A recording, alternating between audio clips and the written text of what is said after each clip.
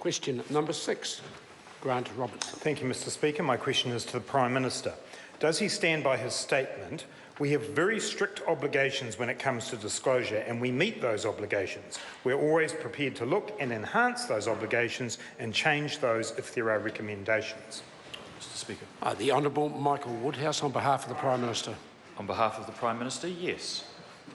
To question. Supplementary question, Grant Robertson. What action did his government take following the 2013 report from Transparency International that recommended major changes to trust law and criticised New Zealand's trust law as an overly permissive regime that allowed questionable activities to take place?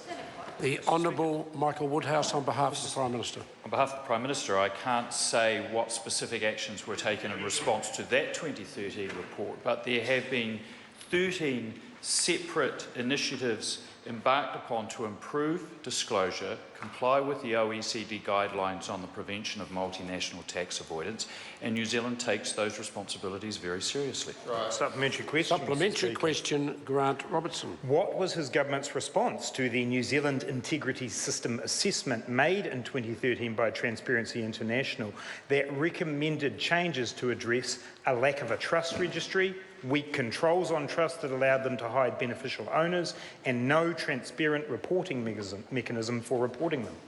The Honourable Michael Woodhouse on behalf of the Prime Minister. Mr Speaker, on behalf of the Prime Minister, I can't be sure exactly what the response was, but I reject some of the claims made in the Transparency International report around the non-registration of trusts. We do. There are very clear opportunities for the disclosure of detailed information, either on request by other jurisdictions or proactively at the instance of the IRD where they believe that it would be in the interests of that jurisdiction.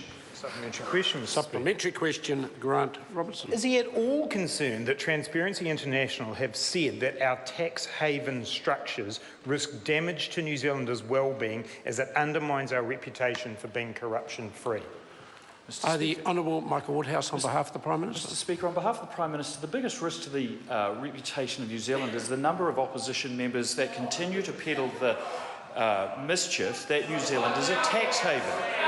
There are two attributes to a tax haven. One is a very low or no tax rate, and the other is strict secrecy. If New Zealand was a tax haven, we wouldn't have implemented the 13 separate initiatives to give effect to the sharing of information. Point of order, Mr Speaker. Order. Point of order. Point of order, Grant Robertson. Mr Speaker, I seek leave of the House to table this graphic from the Australian Financial Review that says Mossack Fonseca operates across 21 tax havens with New Zealand. Order. That information is freely available to members Supplementary question, Mr if they would Speaker. find it useful. Order.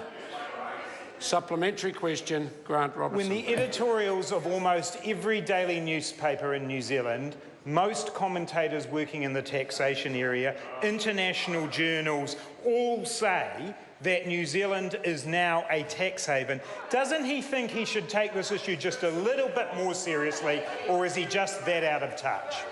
The Honourable Michael Woodhouse on behalf of the Prime Minister. Clearly, most of the commentators that are making those claims do not have the level of insight into what IRD is presently doing and what powers they have to share information. And I would suggest that the clients of some of those firms may be very unpleasantly surprised to understand what powers IRD does have. Question